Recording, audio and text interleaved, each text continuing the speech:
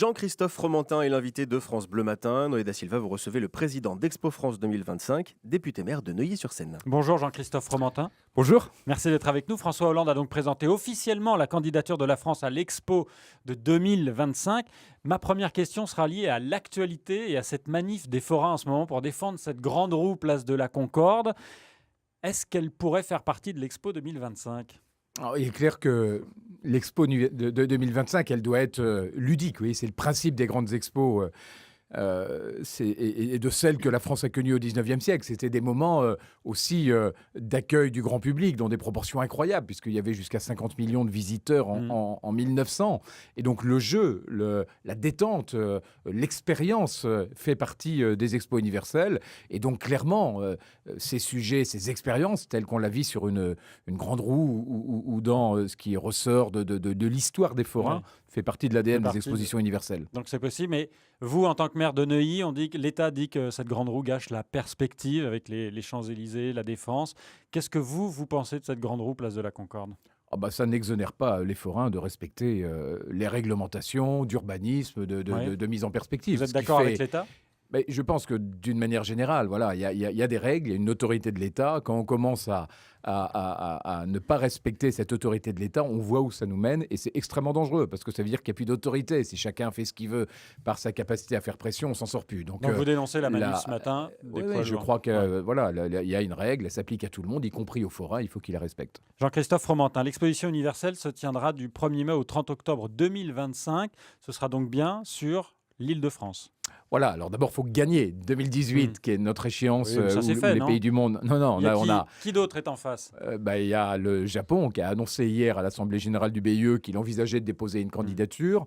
On nous parle également d'une candidature russe, donc ce sont dans un cas comme dans l'autre des candidats sérieux. Donc on a vraiment 2 ans, là, à peine 2 ans, pour faire une campagne à l'échelle du monde et convaincre des pays de voter pour la France en 2018. On est convaincu qu'ils le feront et que ça va marcher, et qu'en fin de compte, en 2025, on aura effectivement l'exposition universelle, mais il y a encore un chemin à parcourir et beaucoup d'énergie à mettre dans ce dossier. Quels sont les lieux qui sont choisis, retenus en Île-de-France pour accueillir cette Expo 2025 ? Alors là, on a lancé un processus d'identification des sites. Il y a 7 sites qui sont aujourd'hui mobilisés et candidats en Île-de-France.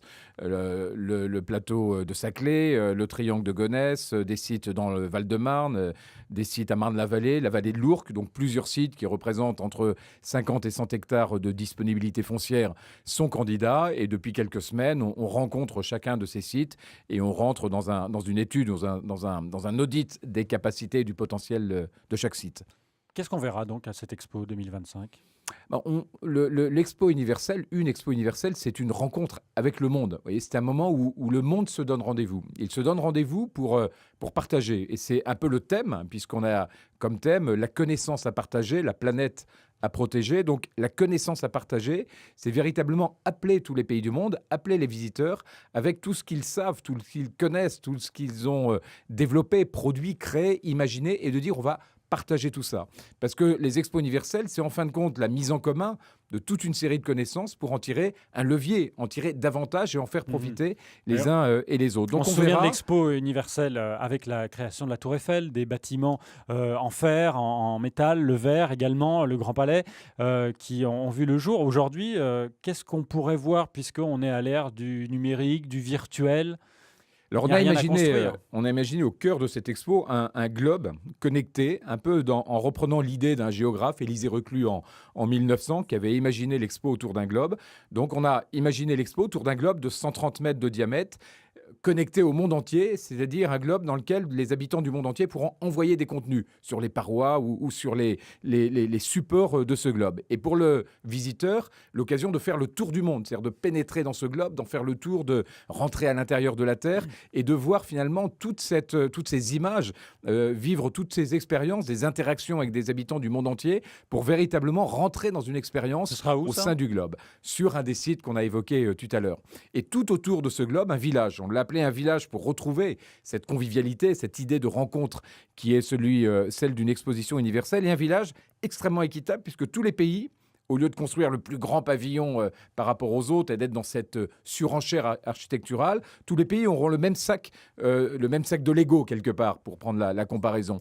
Et donc auront 500 mètres carrés, un certain nombre de modules et pourront paramétrer, moduler, transformer leur pavillon autant de fois qu'ils le veulent pendant l'expo, pour donner à l'expo des configurations différentes selon des moments, selon des thèmes, selon des priorités. Vous dites que cette expo, il y aurait des retombées économiques, 23 milliards d'euros, avec la création de 160 000 emplois directs. C'est un chiffre qui sort d'où ?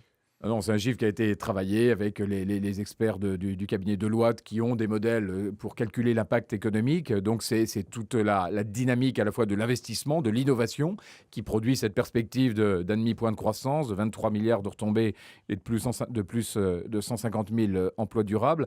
Il faut voir que ce n'est pas un événement, ce n'est pas un one-shot, comme disent les anglo-saxons, une expo universelle. C'est un mouvement, c'est une trajectoire. On a encore de très loin les bénéfices des expos du 19e. Sur le plan architectural, sur le plan social, sur le plan économique, sur le plan des marques, sur le plan immatériel, sur le plan culturel. Donc une expo universelle, c'est véritablement un espèce de grand investissement, à la fois réel, physique, mais en même temps un investissement immatériel, un investissement en idées qui marque pendant très très longtemps la dynamique de développement d'un pays. Il est 8h17 sur France Bleu et dans 5 minutes, vous avez la parole au 01 42 30 10 10 puisqu'on publie aujourd'hui les chiffres du chômage pour le mois d'octobre. Est-ce qu'ils sont représentatifs ces chiffres ? Les formations, ça sert surtout à faire baisser les chiffres du chômage. C'est le thème du jour. Vous en pensez quoi ? Dites-le nous, appelez maintenant 01 42 30 10 10. Retour avec Noé da Silva et son invité ce matin, Jean-Christophe Fromentin. Jean-Christophe Fromentin, ce soir, il y a le dernier débat de la primaire à droite et au centre, entre Juppé et Fillon. Vous n'êtes pas un homme de gauche. Pour qui voterez-vous ? Moi, je ne vote pas à la primaire, vous voyez, parce que je trouve tout simplement que ce processus n'est pas du tout dans les règles et dans l'équilibre de nos institutions. Ce n'est pas un parti politique d'organiser la présélection pour le compte de tout un pays. Ce n'est pas un parti politique d'établir les règles qui vont mettre en place le futur, probablement, président de la République. Est-ce que ça veut dire que c'était mieux avant, quand le parti décidait entre ses murs le choix du candidat ? Le général de Gaulle avait dit en 62, quand il avait lancé le suffrage universel, ne mettez pas les élections présidentielles à la main des partis politiques parce que leur intérêt n'est pas le même que celui de la France. L'intérêt d'un parti, c'est sa prospérité, c'est les carrières de ceux qui y sont.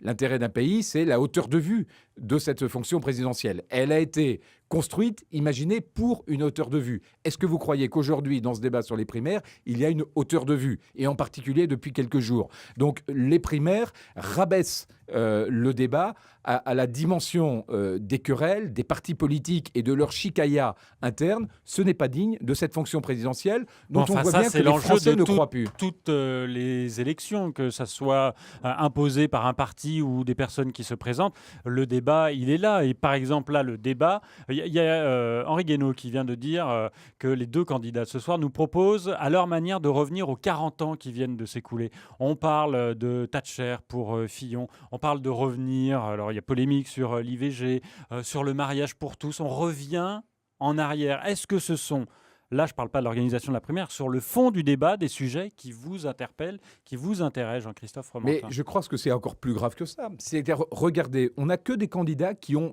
connu dans leur vie que la politique. Or, aujourd'hui, les problématiques du pays, elles appellent d'autres talents, d'autres compétences. Mais pour autant... Vous aussi, vous êtes dans la mode les élites, la fracture entre le peuple. Non, c'est même pas... Oui, la politique, elle doit être imprégnée des nouvelles compétences, des nouvelles expériences dont la France a besoin pour se développer. Et là, ce sont les mêmes qui, depuis 20 ans, 30 ans, occupent l'espace politique, à droite comme à gauche. D'accord. Et avec les primaires, on verrouille l'accès au présidentiel. D'accord. Sur le fond, sur les débats en ce moment, le mariage pour tous, vous étiez contre. C'est bien que vous êtes plutôt Fillon qui voudrait revenir sur le droit d'adoption pour les homosexuels ? Et moi, je suis surtout pour regarder devant. Oui. Effectivement, si on refait le débat des 5, 10, 15 ans à venir, on n'avance pas. Voilà, donc moi, j'ai un tropisme qui est sur le plan du développement, de l'économie, très innovant, très Oui, vous êtes très, l'homme de l'Expo très 2025, dynamique, mais voilà. Et pourtant, je ce sont préfère des regarder sujets qui vous touchent. 2025 que regarder tout ce qui se passe depuis des années. C'est fait, c'est acté. Il y a des choses sur lesquelles on ne revient pas.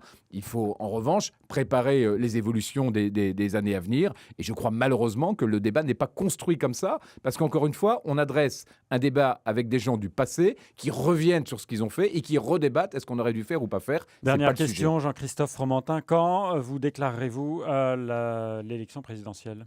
Alors, moi, je me suis déclaré dans cette idée de mobiliser des candidats à travers toute la France. J'étais Pour hier les soir à Lille législatives ? pour les législatives, avec justement des gens nouveaux, des profils nouveaux. Mais pas de présidentielle pour vous. Mais non, parce Non, que le c'est vrai sûr. sujet, c'est de refaire les Je ne fondations. fais pas le coup de Macron. C'est pas de se battre pour refaire la toiture. C'est d'abord les fondations qu'il faut refaire dans nos territoires avec des gens nouveaux. Merci Jean-Christophe Fromentin, député maire de Neuilly-sur-Seine et donc président d'Expo France, l'Expo universelle de 2025. Bonne journée.